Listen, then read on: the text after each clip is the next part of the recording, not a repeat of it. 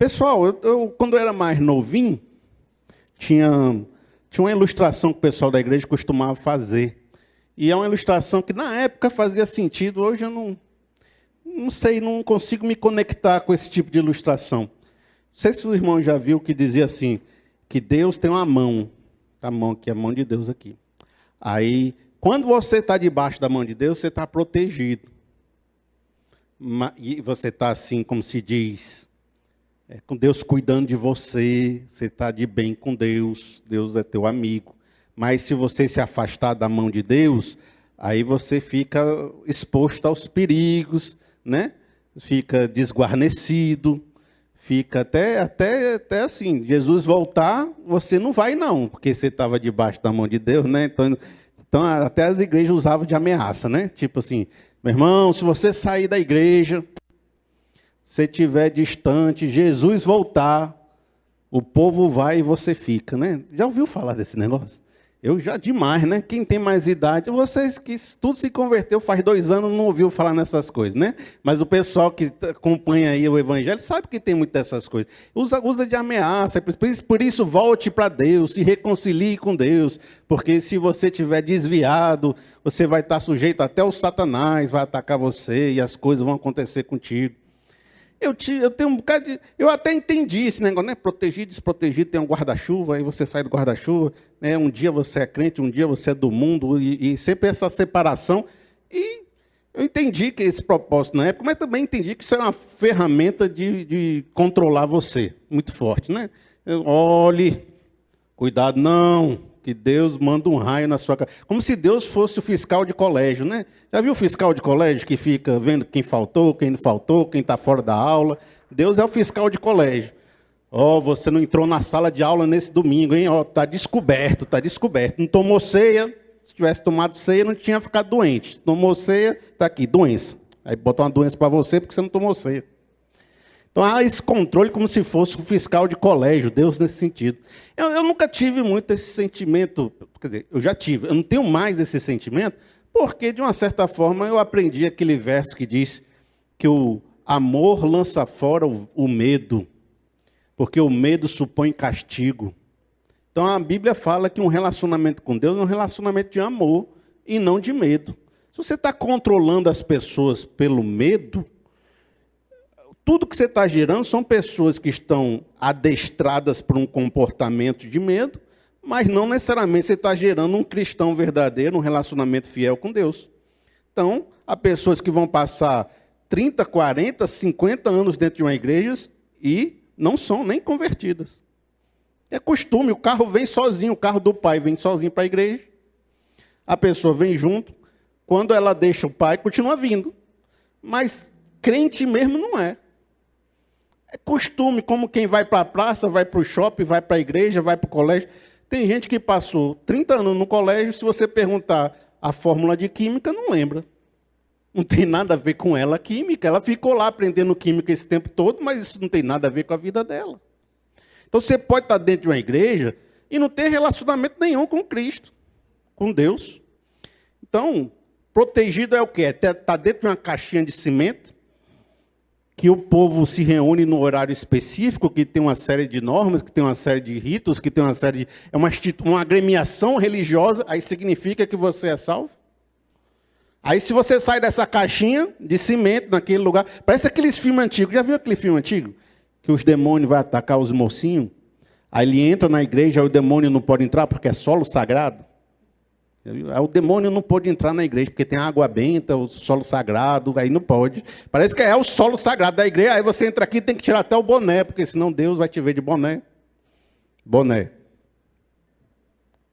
Ponto negativo, boné. Deus, o fiscal da igreja, fiscal. Deus é o fiscal do colégio. Aí, veio de roupa, a saia está muito curta. Né? Tirou ponto negativo de você. Então, tem essa ideia de que se estiver aqui, está pecando. Então, não tem essa ideia, porque eu acho que o relacionamento com Deus não é um relacionamento de controle. Eu sempre uso essa ilustração. O cara pode assaltar uma pessoa na rua. Aí você prende esse cidadão dentro de um presídio. Aí ele passa 5 anos sem poder roubar ninguém. Aí você diz, pronto, é um cidadão transformado, santificado, porque ele não roubou mais ninguém em 5 anos. Está preso. Ele não roubou porque não pôde. Na hora que você solta, ele rouba de novo. Transformação não significa estar preso. Santificação não significa estar preso.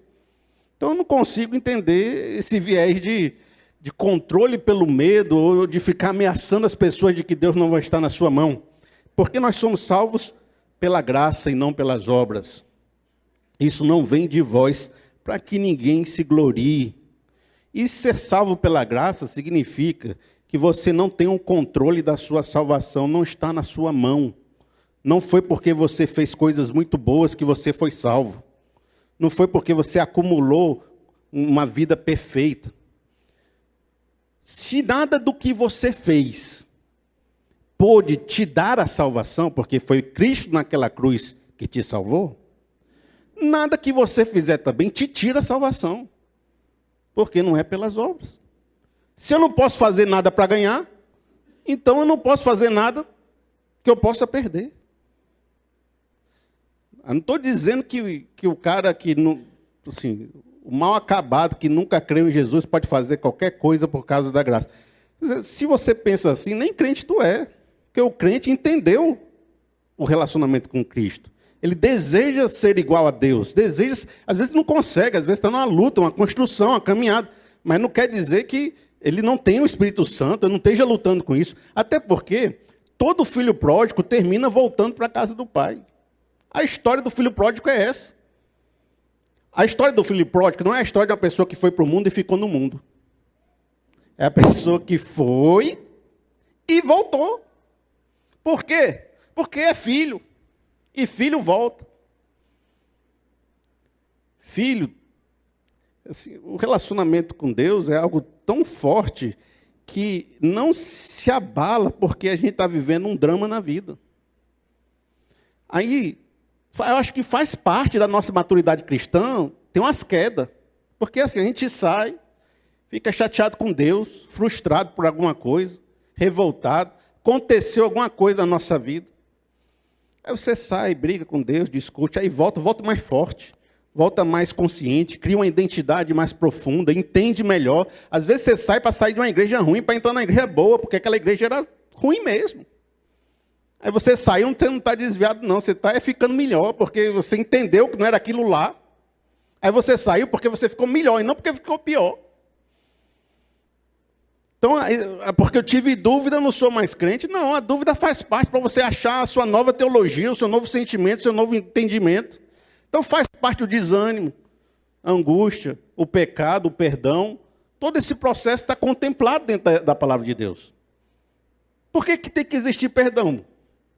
Porque a gente erra. Olha, se ninguém errasse, não precisava nem falar de perdão. Não é isso? Por que a gente tem que perdoar o irmão? Porque o irmão erra. É normal, faz parte da nossa realidade. Às vezes você está bem, às vezes você está mal, às vezes caiu. Mas o filho pródigo, ele acontece de ele cair, mas ele retorna. E ele volta com mais identidade, com mais espiritualidade.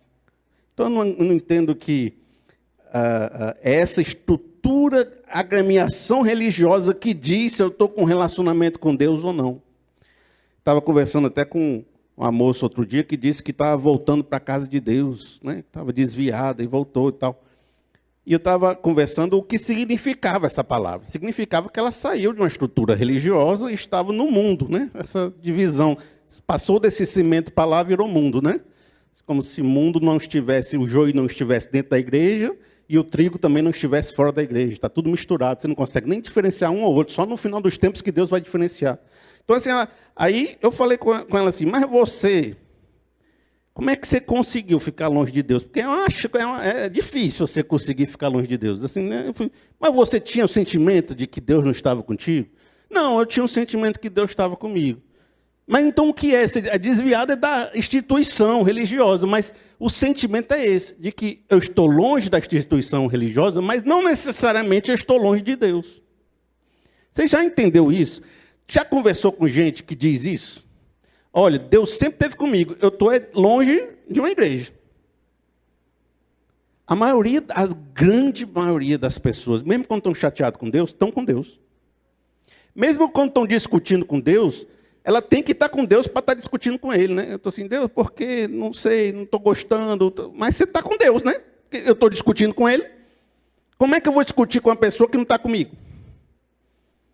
Então, mesmo no distanciamento, segundo nossos padrões religiosos, as pessoas nunca sentiram que estavam distantes efetivamente de Deus.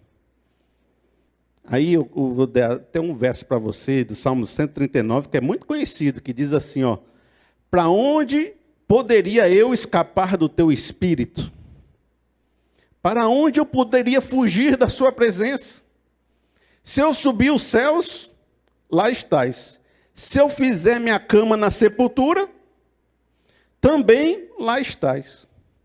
Como é que tu pode fugir de Deus? Me diz, como é que tu pode ficar distante de Deus? Se Deus está em todos os lugares. Diz em Atos 17, que nele nos movemos e existimos. Tu existe dentro de Deus, já entendeu isso? Que Deus é tão grande que a gente vive dentro dele. Como é que tu pode ir para um lugar que Deus não esteja? Como é que tu pode fugir de Deus? Como é que tu pode se esconder de Deus? E se você é filho, que eu estou tratando aqui, nós como pessoas que já tiveram um encontro com Cristo, diz a palavra de Deus que Ele habita em você. Então, aonde você for, Deus está contigo. Tu não pode fugir para um lugar onde Deus não esteja, até porque Ele está contigo. Na história do filho pródigo, eu acho tão interessante. Eu não vou entrar muito porque quem é que não conhece a história do filho pródigo? Pelo amor de Deus. Se você não conhece, está na hora de você ler a sua Bíblia. É uma das histórias mais conhecidas do mundo. Acho que essa e Jonas, né, da baleia, até quem não é crente sabe. Então, se o irmão não está sabendo, oi, eu sou a Bíblia, vou abrir, capítulo 1, começa. Filho pródigo. Aí, me dá herança, vou viver como eu quero, saiu da presença do pai. Parece que saiu, né, da casinha do pai, né? Saiu. Mas quando ele estava lá, no fundo do poço, como a gente chama, né? No fundo do poço.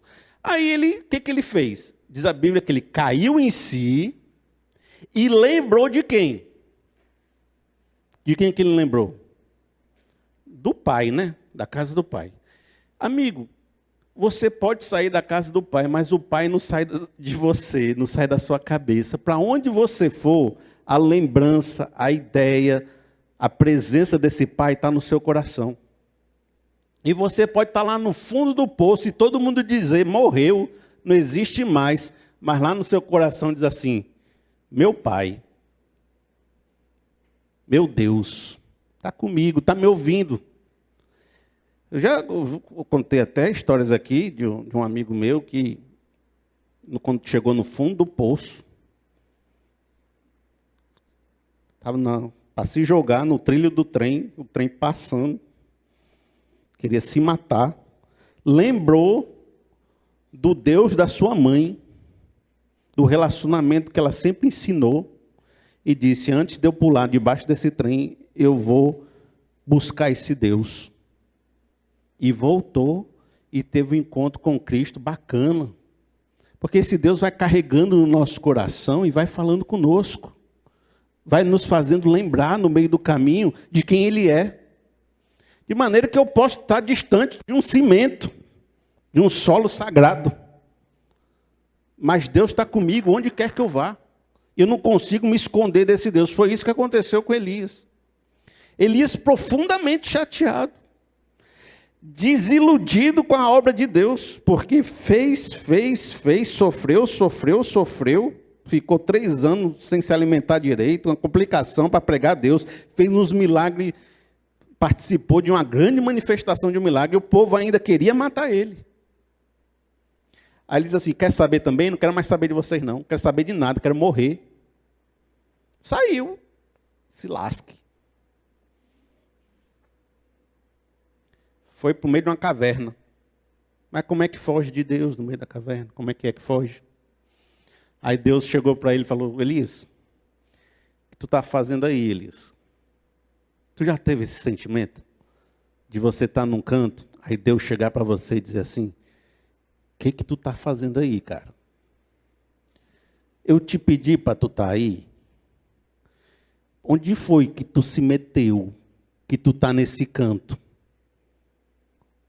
Aí Deus falando, aí Elias, estou sozinho, ninguém me ama, ninguém me quer, a vida é sofrer, deprê, não quero saber mais ninguém, ninguém creu na palavra. Aí Deus foi falar com ele, falou, tem 7.000 lá, que estão que nem você, que não dobraram o joelho a Baal.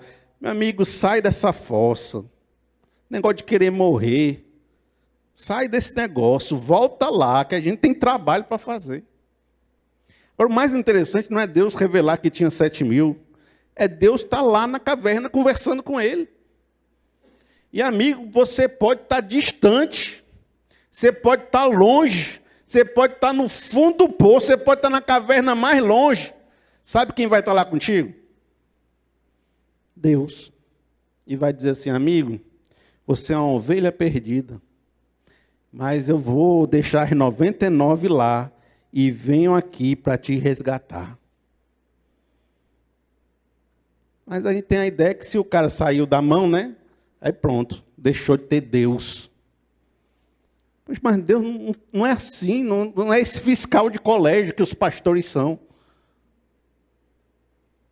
Talvez o que eu queira dizer para vocês aqui hoje, se você chegou desanimado, pensando que Deus não gosta mais de você, que para você acabou, que na sua vida isso não é uma realidade, que você está distante há muitos anos, que talvez essa história não está mais escrita na sua vida, eu quero te relembrar que Deus nunca te abandonou. Que Deus sempre esteve contigo, ainda que você não quisesse perceber a presença dEle. E mesmo quando você achou que estava sozinho, Deus estava contigo. E mesmo quando você não queria saber de Deus, Deus estava contigo e dizendo, meu amigo, o que você está fazendo aí? Deus estava contigo naquela madrugada que você chorou a noite toda. Deus estava contigo naquele trânsito que você ficou odiando a sua vida. Deus estava contigo quando você desanimou por ter cuidado tanto de um filho e o filho não quer olhar para a sua cara. Deus estava contigo quando você disse que queria morrer. E se você está aqui é porque você não morreu. E você viveu mais um dia. E Deus está dizendo, a gente vai viver mais 2. E mais 3. E a gente vai até o final juntos nessa batalha. E aquele que diz que não está aguentando, é porque ainda está aguentando. Porque quem não aguentou, não aguentou, né? Quem disse que não está aguentando, ainda está aguentando. Deus está contigo, meu irmão. Acredite nisso. Ele nunca deixou de estar contigo. Mas tem um texto especial na Bíblia, que é um texto que eu acho fantástico. E esse texto mostra uma outra relação que eu acho que é mais profunda ainda do que essas que eu contei. É um texto do caminho de Emaús. Conhecido demais esse texto. Eu quero ler uns versozinhos com você. Diz assim, ó. No verso 13, naquele mesmo dia, 2 deles estavam indo para um povoado chamado Emaús, a 11 quilômetros de Jerusalém. Amigo, entenda, Jesus Cristo morreu. Não tinha ainda, ele tinha ressuscitado, mas a notícia não estava ainda muito clara. Esses 2 rapazes pensaram, acabou. Essa ideia de Jesus, esse evangelho, essa história que a gente viveu, isso aí, ó, era só um sonho. Sabe o que a gente vai fazer? Vai voltar para a nossa vida, vai esquecer de Deus. Estou desiludido com o evangelho. Aquilo que eu esperava que Jesus fosse, que ele fosse ser o Davi, que ia render Israel, que ia ser o governante do mundo, o Messias glorioso. Aquelas ideias que eu tinha de Jesus, morreu, mataram o rapaz. Vamos embora. E se você ver, Jesus tinha pedido para o povo ficar em Jerusalém. Quando você diz, estou voltando de Jerusalém, estou saindo dessa igreja. Dessa proteção. Desse momento que vai ter o batismo do Espírito Santo em Pentecostes. Estou saindo, estou indo embora, Jesus, tchau. Se Jesus não foi aquilo que eu pensei que ele seria. Aí o que acontece? No caminho, conversavam a respeito de tudo que havia acontecido. Enquanto conversavam e discutiam, o próprio Jesus se aproximou e começou a caminhar com eles. Mas os olhos dele foram impedidos de reconhecê-lo. Amigo, era para a gente dizer, saiu de Jerusalém, tchau. Se Jesus voltar, você fica. Mas o que aconteceu quando eles saíram de Jerusalém? Jesus foi com eles. E estava conversando com eles. E estava querendo que eles entendessem que era para eles voltar. E foi conversar de Bíblia com eles, dizendo assim, deixa eu explicar para vocês, desde os profetas, desde Moisés, por que isso deveria ter acontecido para vocês não perderem a sua esperança, a sua fé. E Jesus passa tempo explicando, passa tempo convencendo, passa tempo conversando, uma viagem todinha a pé. Depois come com eles, se junta com eles. O povo que estava desiludido, não queria mais saber, foram embora. Mas Jesus não deixou esse povo. Continuava do lado deles, conversando, convencendo, chamando de volta. Para onde eles fossem, Jesus ia junto. Jesus não precisava ir para Emaús. Não é que Jesus tinha coisa para resolver em Emaús, não. Jesus estava ali por causa deles. E foi andando junto com eles. Amigo, às vezes a gente pensa que Deus só vai falar com a gente quando a gente estiver no fundo do poço. Filho pródigo lá, se lascando todinha, diz assim, a mãe diz assim, a mãe não, assim, a amiga da mãe, sei lá, as fofoqueiras. Quando esse menino perder tudo, que as drogas tiver consumido, que o inferno tiver, aí ele volta para a igreja. Amigo, Deus vai com a gente. Em todo o processo, Ele está tentando nos convencer a retornar ao seu relacionamento com Ele. Deus não quer te ver no fundo do poço, não. Quem quer te ver no fundo do poço é Satanás. Por isso Deus está dizendo assim, tu está assim, ó, tchum, tchum. Aí Deus está aqui, volta, cara, para que descer mais? Para aí, vamos. Aí tu, tchum, rapaz, volta, meu irmão. Aí tu, tchum, rapaz, tá vendo que tu quer fazer não está dando certo? Aí tu, tchum, aí chegou aqui, não tem mais para onde descer. Agora tu vai me escutar? Aí vou, então vou voltar. Mas em todo o processo, Deus nunca te abandonou. Às vezes você não está percebendo, porque Jesus está oculto no texto, né? Às vezes você não está percebendo que Ele está falando contigo por causa do seu coração fechado. Tem ouvidos, mas não escutam. Tem olhos, mas não enxergam. Às vezes você não está percebendo que Ele está contigo, mas Ele nunca deixou de falar contigo.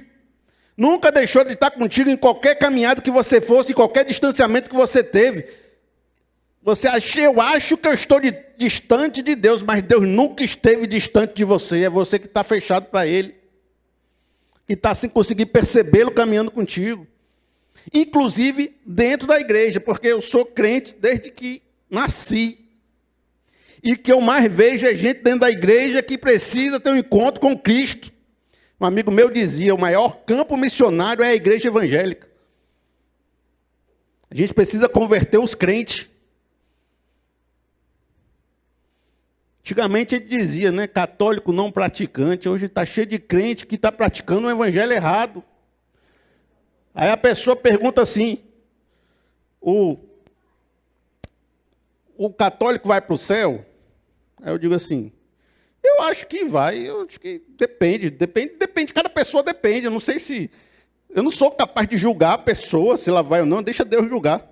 Ah, mas porque tem as heresias, mas se for por heresia, os evangélicos estão pior. Então, decida também. Se é por heresia, então acho que metade dos evangélicos também não vão, não. Amigo, igreja institucional religiosa não é símbolo de estar na presença de Deus. A presença de Deus é um relacionamento íntimo que você se encontra com Cristo. E isso independe do cimento, do solo sagrado. Aí, eles tiveram um encontro com Cristo sem perceber que Cristo estava com eles, mas eles diziam que o coração deles estava sendo aquecidos, eles começavam a entender, eles começavam a perceber, aí de repente as escamas caíram dos seus olhos. Eles perceberam, Cristo estava com a gente processo todo. Você não sentiu o seu coração sendo aquecido? Às vezes acontece isso. Você não vai percebendo que Deus está do seu lado, mas em alguns momentos o cair em si do filho pródigo vai acontecendo. E sempre tem esse momento onde você percebe, eu deveria estar com Deus. Deus é meu Deus e o que eu tenho feito até hoje não tem sido agradável. Eu vou voltar para um relacionamento de intimidade com Deus. E acontece o cair em si, as escamas caem dos seus olhos. Paulo, pense num cara religioso. Paulo. Pense assim, a pessoa mais religiosa da época. Paulo. Pense num cara que mais seguia a lei. Paulo. Um cara que achava que estava fazendo o maior propósito de Deus na vida dele, perseguindo os crentes. Paulo. O cara é tão zeloso por Deus que achava que deveria perseguir, torturar, exterminar, aprisionar em nome de Deus. Aí já viu gente que mata em nome de Deus, terrorista, que é tão fiel que quer praticar o amor matando? Paulo. Aí tu diz, crente, né? Super crente, dentro da igreja, religioso. Mas pensa que a pessoa estava distante de Deus? Aí Cristo teve que fazer um rebuliço na vida do Paulo e dizer, cara, tu está querendo me servir, mas tu está me perseguindo. A tua religiosidade está me distanciando de você. Você está destruindo as pessoas que me amam. Por que me persegues? Por isso que a gente pode estar dentro de uma estrutura religiosa e extremamente distante de Deus. E Deus está dizendo, por que você, esse irmão mais velho do filho pródigo, que está dentro da casa do pai, mas não está participando da festa do pai, porque está com raiva do seu irmão? Aí tem um verso muito legal nessa história de Paulo, que é quando Deus fala com Ananias, para ir conversar com Paulo. Porque Paulo, quando teve um encontro com Cristo, ficou cego. E essa cegueira tem essa simbologia de que ele era uma pessoa que não estava enxergando, não estava vendo, não estava percebendo, estava com o evangelho, uma visão de Deus totalmente corrompida. E estava cego, cego com a sua raiva, cego com a sua fúria, cego com a sua religião, cego com tudo. Aí, diz no Atos 9:17, então Ananias foi, entrou na casa, impôs as mãos sobre Saulo e disse, irmão Saulo, o Senhor Jesus que lhe apareceu no caminho por onde você vinha, enviou-me para que você volte a ver e seja cheio do Espírito Santo. Imediatamente, algo como escamas caíram dos olhos de Saulo, e ele passou a ver novamente. Levantando-se, foi batizado. Porque Deus às vezes envia uns anjos. Estava conversando com a Alexandre, né, Alexandre? Assim, às vezes tem uns anjos que têm as asas. Esse aí é mais difícil a gente ver. Deve ter uns 3 que já viu. Né? Deve ser uma experiência bacana ver uns anjos, né? Mas esses anjos assim, são alguns. Mas tem outros anjos na Bíblia que são os irmãos enviados por Deus na nossa vida, que diz assim, fulano foi um anjo na minha vida. Ananias foi um anjo enviado para Paulo, para tirar as escamas dos olhos dele. Às vezes, Deus vem andando com a gente no caminho de Emaús para conversar com as vezes. E às vezes ele manda os anjos, que são os irmãos da igreja, que são o pai, que são a mãe, que são o amigo, que são a palavra, para andar com a gente e dizer, amigo, quebre tua venda nos teus olhos. Tira essa cortina que está embaçando a sua visão. Deus está contigo hoje. E hoje você pode ter um relacionamento com Ele. É nesse momento que acontece esse cair em si. A pessoa... Tem algo aí nesse texto que é impressionante, que diz assim, ó o que o Ananias falou. Para que você volte a ver e seja cheio do Espírito Santo.